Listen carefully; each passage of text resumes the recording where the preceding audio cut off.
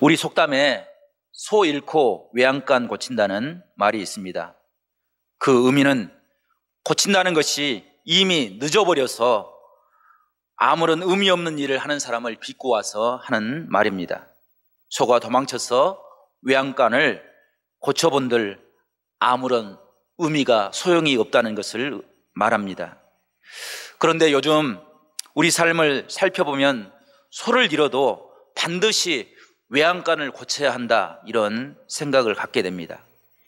이미 늦어버린 일도 고치고 나면 다시는 그런 어려움을 겪지 않아도 되기 때문입니다.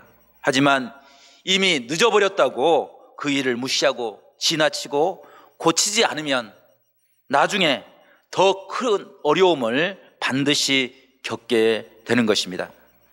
가장 늦었다고 하는 때가 가장 빠른 때다라는 말도 있습니다. 호미로 막을 일을 가루로 막는다라는 속담도 있습니다. 최근에 우리는 고 박원순 시장의 안타까운 사건을 경험했습니다. 그 사건을 바라보면서 저는 개인적으로 큰 충격과 함께 혼란스러운 시간을 보냈습니다. 그분이 살아온 삶이 누구에게나 존경받을 만한 그런 삶의 모습으로 비춰졌기 때문입니다. 힘없는 사람들을 도와주고 따뜻한 마음으로 사람들을 대하는 그의 모습, 그 모습이 있었기 때문입니다. 그래서 도대체 사람을 신뢰하고 존경한다는 것이 어떤 의미일까 다시 한번 진지하게 생각을 해보았습니다. 그런 생각을 하다가 사람의 어리석은 모습도 깨닫게 되었습니다. 그가 4년 동안 구설수에 오를 만큼 남에게 지탄을 받을 만한 일을 하였음에도 그도 안희정 전 충남지사의 재판과 결말을 보았을 것입니다. 최근에 오거돈 전 부산시장의 부끄러운 모습도 보았을 것입니다. 그런데 그것을 보고도 그는 자신의 외양간을 고치지 않았습니다. 그것 때문에 결국 그는 모든 것을 잃어버리고 모든 사람들에게 지탄받는 그런 자리에 섰던 것입니다. 왜입니까? 뻔한 결과를 보고 자신을 고치지 않았기 때문입니다. 이제까지 일어난 일련의 사건들을 통해서 우리는 다시 이런 부끄러운 일과 슬픈 일을 겪지 않기 위해서라도 지금부터라도 우리의 요양권을 고쳐야 할 것입니다. 이 일을 정치적인 논리로, 진영 논리로 이 문제를 피해갈 수는 없습니다. 이 문제를 통해서 우선 나와 우리 주변을 살펴보아야 될 것입니다. 그리고 이제부터라도 고쳐야 될 일이 있다고 한다면 고쳐 나가야 될 것입니다. 그렇지 않으면 또다시 이런 비극이 우리에게 일어날 것입니다. 불행하게도 혹시 가해자가 내가 될 수도 있습니다. 그 피해자가 우리 자녀들과 자손들이 될 수 있기 때문에 우리는 반드시 이 일을 고치고 또 이 일에 관심을 갖고 또 이 일을 위해서 기도해야 될 그런 슬픈 문제를 우리가 안고 있습니다. 이 일은 남의 문제가 아닙니다. 우리의 문제이기 때문입니다. 정말로 중요한 것은 지금부터입니다. 지금까지 일어났던 그 일들, 그것 때문에 비난하고 정죄하는 것으로 끝나는 것이 아니라 지금부터 우리의 실수들을 고쳐 나가야 될 줄 압니다. 실수가 반복되면 그것이 우리에게 고통이 됩니다. 하지만 그 실수를 기억하고 그것을 고쳐 나간다고 한다면 그 실수는 우리를 더 강하게 만드는 그런 힘이 되는 것이기 때문입니다. 이런 문제는 우리만 경험했던 것이 아닌 것 같습니다. 성경을 살펴보면 성경에도 소를 잃고도 외양간을 고치지 않아서 큰 고난을 당하는 그런 사건들이 기록되어져 있습니다. 그 대표적인 사건이 남왕국 유다의 멸망의 사건입니다. 특별히 오늘 본문은 유다의 멸망을 예언하면서 안타까운 마음을 가지고 외양간을 고치라고 선포하는 한 선지자의 모습을 발견할 수 있는데 그 선지자가 바로 요엘입니다. 오늘 12절 말씀은 이렇게 기록하고 있습니다. 여호와의 말씀에 너희는 이제라도 금식하고 울며 애통하고 마음을 다하여 내게로 돌아오라. 아멘. 성도 여러분, 이 말씀은 이제라도, 지금부터라도 하나님께 돌아오면 하나님께서 유다로 하여금 고난의 자리에서 하나님의 은혜로 피할 길을 열어주실 것을 충고하고 그것을 소망하는 요엘 선자의 모습이 담겨져 있습니다. 하나님께서 북왕국 이스라엘의 죄악을 책망하고 심판하기 위해서 바벨론을, 아수르를 일으켜 세웠습니다. 그리고 그들을 심판하고 멸망시켰습니다. 북왕국 이스라엘은 포로로 끌려가서 고통을 당하고 있었습니다. 학자들마다 조금 차이는 있지만 북왕국 이스라엘을 멸망한 140여 년 후에 유다가 바벨론의 침공을 받았습니다.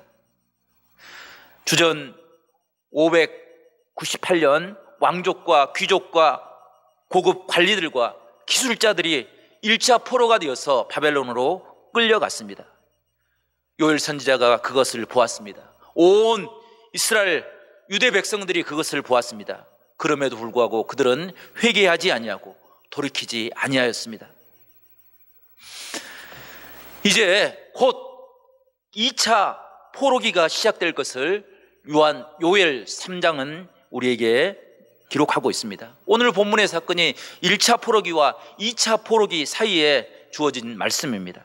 요엘 선자는 삶의 터전과 모든 것을 잃는다는 것이, 포로로 끌려간다는 것이 얼마나 고통스러운 일인지를 너무나도 잘 알고 있었습니다. 그래서 이제라도, 지금부터라도 금식하라고, 지금부터라도 애통하라고, 이제부터라도 마음을 돌이켜서 주님께로 돌아오라고, 하나님의 뜻을 깨닫고 회개하며 하나님의 은혜의 자리에 서라고 선포하고 있는 것입니다.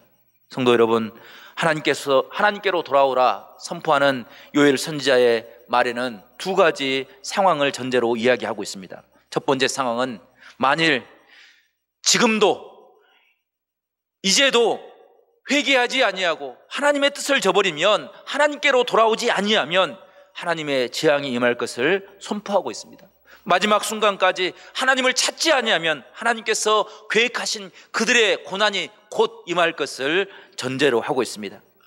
두 번째는, 이제라도 금식하고 돌아오면, 하나님의 뜻을 깨닫고 돌이키고 하나님의 은혜를 구하면 그 재앙을 피할 길을 하나님이 열어주실 것을 고대하고 있는 것입니다. 그래서 너희는 이제라도 금식하고 울며 애통하며 마음을 다하여 하나님께로 돌아오라 말씀하고 있는 것입니다. 이것이 우리의 믿음이고 신앙의 지혜인 줄로 믿습니다. 우리가 어떤 죄를 범하든지, 우리가 어떤 어리석은 자리에 있든지 간에 이제라도, 지금 이 순간이라도 돌이켜서 하나님의 뜻을 구하면 하나님께서 우리에게 은혜를 베풀어 주실 것을 믿습니다. 믿음은 은근슬쩍 얼렁뚱땅 넘어가는 것이 아닙니다. 하나님과 나만, 사람과의 관계가 아니라 하나님과 나의 관계에서 철저하게 그 문제가, 그 죄악이 무엇인지, 그 어리석음의 문제가 무엇인지를 내려놓고 하나님의 은혜를 구하는 것, 그것이 신앙의 지혜입니다. 그러므로 지금부터 우리 성도들이, 우리 믿음의 사람들이 하나님 앞으로 온전히 돌아오고 하나님을 철저하게 신뢰하고 하나님의 뜻을 구하는 복된 믿음을 회복할 수 있기를 간절히 축원합니다. 성도 여러분, 과연 이제부터라도 믿음의 삶을 회복하고 하나님의 뜻을 구한다는 것은 무엇을 의미합니까? 첫 번째는 하나님을 철저하게 깨닫는 것입니다. 우리가 하나님이 어떤 분이신지 알지 못하면 참된 믿음의 삶을 살아갈 수 없습니다. 그래서 13절은 이렇게 우리에게 소개하고 있습니다. 13절 말씀인데요, 13절 말씀을 저와 여러분이 다시 한번 읽어보겠습니다. 13절입니다. 시작. 너희는 옷을 찢지 말고 마음을 찢고 너희 하나님 여호와께로 돌아올지라. 그는 은혜로우시며 자비로우시며 노하기를 더디하시며 은혜가 크시사 뜻을 돌이켜 재앙을 내리지 아니하시나니. 아멘. 성도 여러분, 이스라엘 백성들의 지금 상황이 어떤 상황입니까? 그들에게 앞에 곧 재난이, 포로로 끌려갈 위기의 상황이 닥치고 있습니다. 이 상황에 대해서 주님께서는 경고하고 계십니다. 오늘 읽지 않았지만 1장의 내용을 살펴보면 하나님께서 큰 메뚜기 떼를 보내실 것을 이야기하고 있습니다. 사진 몇 장을 보겠는데요, 준비한 사진이 있으면 보여주셨으면 좋겠습니다. 잘 보이실런지 모르겠지만 저 사진은 최근 동아프리카와 예멘과 중국 등지에 메뚜기 떼가 기승을 부리고 있는 모습을 담은 사진입니다. 이 메뚜기 떼가 한번 지나가면 그 메뚜기 떼가 먹는 식량이 하루 3만 5천 명이 충분히 먹고도 남을 그런 엄청난 양의 양식이라고 합니다. 이런 메뚜기 떼가 한번 지나가면 한 해 동안의 농사를 완전히 망치고 마는 것입니다. 푸른 빛을 찾아볼 수 없을 만큼 모든 농작물과 식물을 다 먹어치우는 것이 메뚜기의 모습입니다. 하나님께서는 이스라엘 백성들을 향하여 멸망의 징조를 드러내기 위해서 이 메뚜기 떼를 먼저 보내주셨습니다. 왜냐하면 하나님께서는 이 징조를 통해서 하나님의 참뜻이 무엇인지를 가르쳐 주기를 원했기 때문입니다. 13절에 하나님은 어떤 하나님입니까? 하나님은 먼저 진심을 보시는 하나님이다, 이렇게 성경은 우리에게 이야기합니다. 그래서 사람들에게 보이는 옷을 찢지 말고 마음을 찢으라 말씀하고 있습니다. 흉내만 내지 말고 진실한 마음을 가지고 온 마음과 정성을 다하여 회개하고 돌이키라 이야기하고 있는 것입니다. 성도 여러분, 마음을 찢는다는 것이 무엇입니까? 돌이키는 것입니다. 내 삶에서 돌이켜서 회개하고 하나님의 뜻 안에 이루는 것입니다. 우리가 믿음 안에서 회개라는 말을 자주 사용하기에 때로는 너무나도 쉽게 회개라는 말을 사용할 때가 있습니다. 그러나 회개는 결코 단순한 이야기로 끝나버리는 것이 아닙니다. 회개는 우리가 살아왔던 삶의 방향을 완전히 바꾸는 것, 그것이 삶의 모습입니다. 담배를 끊는다는 것이 얼마나 힘들고 어렵습니까? 그러나 회개는 담배를 끊는 것으로 끝나는 것이 아니라 담배로 인해서 잃어버린 건강을 찾기 위해서 다시 운동을 하는 것까지 포함하는 것이 회개의 모습입니다.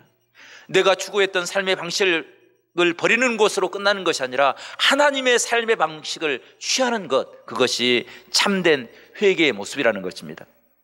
야곱은 회개함으로 자신이 살아왔던 삶의 가치를 송두리째 바꿔놓았습니다. 야곱은 이제까지 남이 가진 것을 내가 원하게 되면 그것을 얻기 위해서 수단과 방법을 가리지 않고 빼앗는 것, 그것을 당연한 것처럼 생각하여 왔습니다. 지켜야 될 최소한의 선이나 도리도 생각지 않았습니다. 아버지조차도 속이는 것을 부끄럽게 생각하지 않았습니다. 형의 것을 빼앗는 것도 거리낌이 없었습니다. 그렇게 당연하게 여기는 것, 그것을 이제 버리고 그것을 바꾸어서 하나님의 뜻을 구하는 것입니다. 절대 선이 되신 하나님 앞에 엎드려 하나님의 뜻을 구함으로, 예전엔 빼앗고 탈취하는 것, 그것을 당연하게 여겼는데 이제는 양보하고 화해하고 용서하는 사람이 되는 것, 그것이 회개의 모습이라는 것입니다. 야곱은 날마다 베델에 하나님을 찾고 부르짖었습니다. 그 하나님을 찾고 부르짖을 때 그의 삶의 변화의 역사가 일어났습니다. 약복강에서 하나님 앞에 엎드려 기도하고 밤을 새서 자신의 삶을 바꿔달라고 하나님 앞에 엎드려 기도할 때 하나님께서는 야곱의 이름을 바꿔주시고 그의 삶을 변화시켜 주시고 포기하는 삶이 아니라 하나님을 붙잡고 두려움을 이겨낼 수 있는 은혜를 허락하여 주셨습니다. 사도 바울도 회개하고 돌이킴으로 변화된 삶을 살았습니다. 사도 바울은 최고의 지식과 신분을 가지고 있는 사람이었습니다. 남을 무시하고 갑질도 서슴지 않는 그런 사람이었습니다. 자신의 힘과 고집으로 스데반 집사를 그 생명을 해하는 그 일에 앞장섰습니다. 거침도 없고 거리낌도 없는 삶을 살아왔습니다. 하지만 그가 주님을 만난 후에, 주님을 영접한 후에 그는 자신의 독선적이고 오만한 삶을 회개하고 돌이켰습니다. 남을 정죄하던 그 정죄의 삶에서 자신을 돌아보며 주님, 내가 죄인 중에 괴수입니다 라고 돌이켜서 하나님의 뜻을 증가하는 복된 삶을 살아왔습니다. 이것이 회개하는 삶, 주님을 영접하는 삶, 하나님을 의지하는 복된 은혜의 삶인 것을 우리에게 가르쳐 주고 있습니다. 성도 여러분, 지금까지 살아왔던 삶의 모습, 그 모습 때문에 포기하는 것이 아니라 이제부터라도, 지금부터라도 하나님의 은혜의 말씀을 붙잡고 하나님을 바라보고 소망함으로 결단하여서 변화의 삶을 꿈꾸는 우리 모두가 될 수 있기를 간절히 축복합니다. 이 세를 바라보며 이 예배를 통해서 우리가 회복해야 될 신앙의 용기를 우리 모두가 회복할 수 있기를 간절히 바랍니다. 그것을 통하여서 하나님의 은혜를 깨닫고 그 능력으로 세상을 위하여 함께 헌신하며 충성하는 복된 믿음의 삶을 살아가는 우리 모든 성도들이 될 수 있기를 간절히 축복합니다. 두 번째로, 우리가 하나님 앞에 돌이켜 회개함으로 이루어야 될 삶의 모습을 성경은 이제부터라도 하나님이 일하시게 하라라는 말씀으로 우리에게 가르쳐주고 있습니다. 성도 여러분, 교회는 어떤 곳입니까?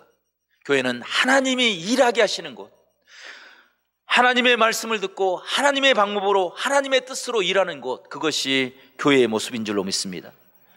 교회의 선택은 믿음입니다. 교회의 선택은 순종입니다. 교회의 선택은 기도이고 충성입니다. 그것을 잃어버리면 참된 교회라 이야기할 수 없을 것입니다. 유다의 백성들의 죄악이 무엇이었습니까? 그들은 자신들이 위기에 처해 있을 때 그들이 곤고한 순간에 하나님의 은혜를 구하지 않았습니다. 하나님의 자비도 구하지 않았습니다. 하나님의 인애도 잊어버렸습니다. 그래서 자신의 생각대로, 자신의 고집대로 살아왔습니다.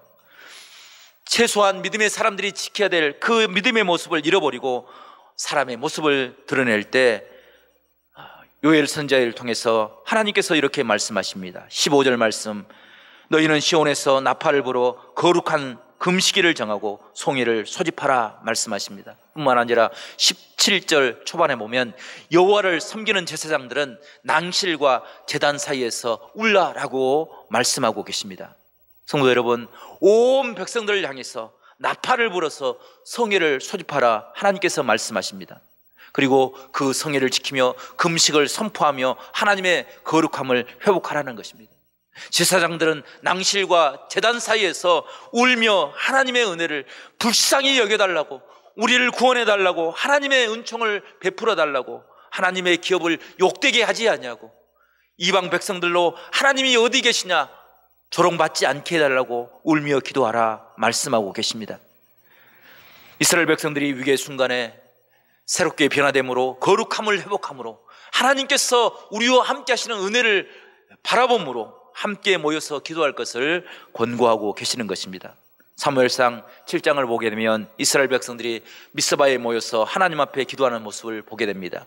금식하며 회개할 때, 모여서 하나님의 뜻을 구할 때 하나님께서 응답하여 주셔서 하나님께 일하심으로, 하나님께서 능력을 베풀어 주심으로 블레셋을 무찌르는 그런 놀라운 은혜를 우리가 보게 됩니다. 느헤미야 8장을 보게 되면 온 이스라엘 백성들이 예루살렘에 있는 수문 앞에 모여서 하나님의 말씀을 들었습니다. 위대한 하나님을 찬양했습니다. 손을 들고 하나님을 향하여 아멘, 아멘, 하나님 주의 뜻에 순종하며 살겠습니다. 그들이 믿음으로 고백하며 하나님을 경배할 때 하나님께서는 바벨론 포로로 끌려와서 고통당하였던 그들의 삶의 모습을 위로하여 주시고 예루살렘 성전을 다시 한번 회복하여 주셔서 믿음의 삶, 은혜의 삶을 살 수 있도록 하나님께서 은혜를 베풀어 주었습니다. 성도 여러분, 이것이 신앙의 모습입니다. 신앙은 하나님의 뜻을 깨닫고 거룩함을 회복하기 위해서 몸부림치는 것, 그것을 참된 신앙이라 이야기할 수 있을 것입니다. 거룩하다는 의미는 하나님께서 일하시도록 하나님의 말씀 앞에 엎드리는 것, 그것이 성도의 모습이다 말씀하고 있는 것입니다. 바벨론 포로 직전에 이스라엘 백성들은 하나님께 기도하지 않았습니다. 하나님을 기다리지도 않았습니다. 오히려 하나님보다 사람의 군대를 의지했습니다. 애굽의 군대를 요청할 것을, 그들이 도와줄 것을 요청하였습니다. 그래서 그들은 멸망의 순간에 그 위기를 벗어날 수 있는 기회를 걷어차버리고 바벨론 포로의 어려움을 겪게 되었습니다. 이 모습을 바라보면서 이 모습 가운데 우리의 모습이 들어있지 않나 생각을 해보게 됩니다. 우리가 신앙생활할 때 하나님을 의지하기보다는 우리의 이성적인 생각, 우리가 경험했던 삶의 모습을 의지하게 됩니다. 우리는 너무 계산적이어서 우리의 계산에 맞지 않냐면 그것 때문에 기도하고 그것 때문에 하나님의 뜻을 간구하기보다는 하나님의 일조차도 포기하며 살아갈 때가 있습니다. 우리의 가정의 일에도, 우리의 직장의 일에도, 우리의 교회 일을 할 때도 그런 불신앙의 모습을 가지고 살아갈 때가 많이 있습니다. 그런 삶의 모습을 이제 깨트려 버리고 이제부터라도 하나님의 뜻을 구하고 우리의 계산으로 우리의 생각으로 맞지 않는 일들조차도 하나님의 은혜 앞에 엎드려 기도함으로 하나님의 능력을 우리 모두가 회복하며 살아가는 믿음의 사람들이 될 수 있기를 간절히 축원합니다. 성도 여러분, 하나님은 살아계십니다.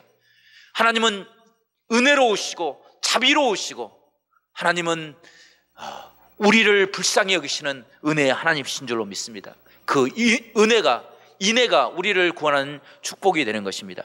우리가 그 하나님의 은혜를 회복함으로 참된 신앙의 모습을 우리 모두가 회복하며 살 수 있기를 간절히 축원합니다.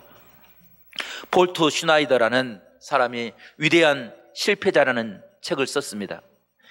그 책에는 우리의 인생에서 실패라는 의미가 무엇인지를 이야기해 주고 있습니다. 그래서 어떤 의미에서 우리 모두는 실패자다 이렇게 말씀하고 이야기하고 있습니다. 그런데 그 실패는 그냥 단지 실패로 끝나는 것이 아니라 그것을 극복함으로 우리의 삶이 이루어진 그런 모습을 기록하고 있습니다. 역사 속에 살았던 많은 유명한 사람들, 그들을 실패자로 소개합니다. 어떤 이들은 비참한 패배자로 기록합니다. 혹은 영광스러운 패배자로 기록하는 사람들도 있습니다. 승리를 사기당한 패배자로, 또 왕자에서 쫓겨난 패배자로, 그리고 끝없이 추락하는 패배자로 이야기를 합니다. 그 이야기의 책의 내용의 마지막 부분에 쓰러져도 다시 일어나는 오뚜기 인생을 살았던 윈스턴 처칠에 대해서 소개를 합니다.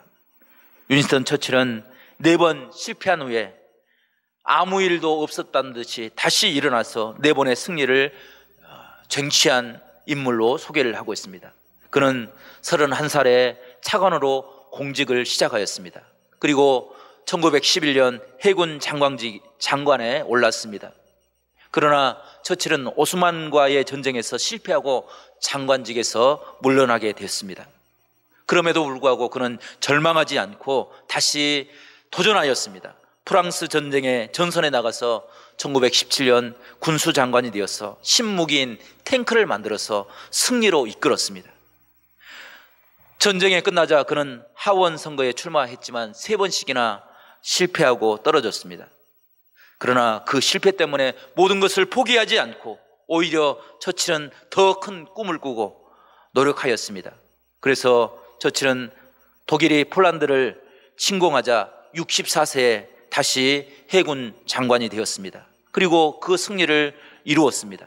드디어 그가 수상이 되어서 제2차 세계대전을 승리로 이끌어 나갔습니다.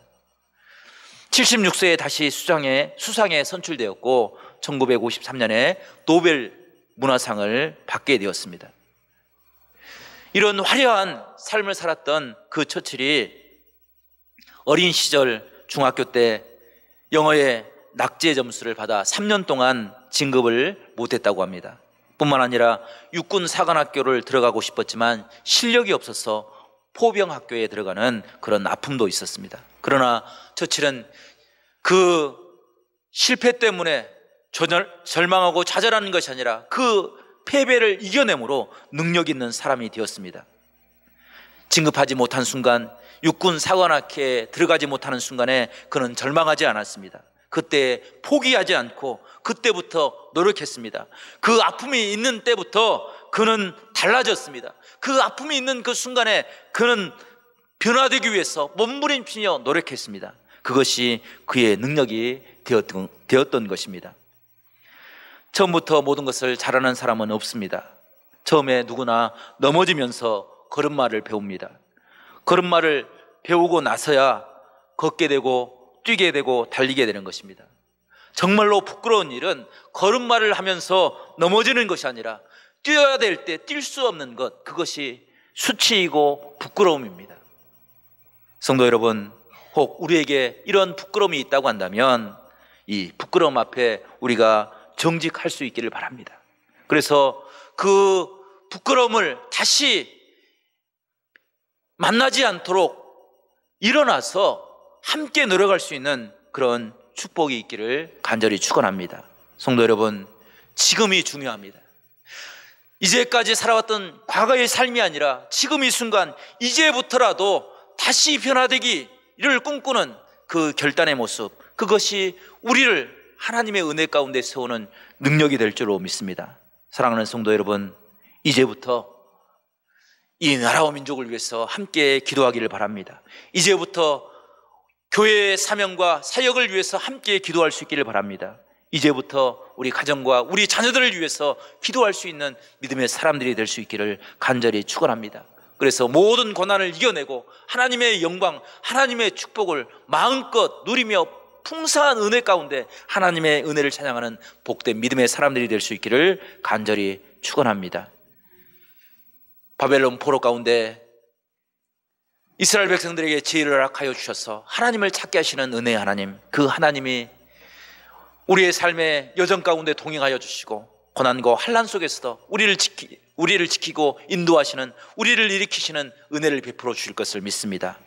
이제부터 달라지는 성도의 삶, 그 은혜의 삶을 우리 모두가 누리며 살아가는 복된 귀한 역사가 우리 가운데 있기를 간절히 축복합니다. 기도하겠습니다. 하나님 아버지, 주님께서 저희를 사랑하여 주셔서 택하여 주시고 부끄러운 삶의 모습 가운데서도 구원하여 주셨사오니 감사를 드립니다. 이제부터 그 부끄러움을 갖지 않기 위해서 우리가 몸부림치며 하나님의 뜻을 이 땅에 드러내는 복된 믿음의 사람들이 될 수 있도록 저희를 축복하여 주시옵소서. 하나님의 자비와 인애와 은총을 갈망하며 살아갈 때 우리 안에 하나님의 참된 평화가 늘 가득할 수 있도록 성령께서 함께하여 주시옵소서. 주님께 모든 것 감사와 영광 올려드리고 예수 그리스도의 이름으로 간절히 기도드리옵나이다. 아멘.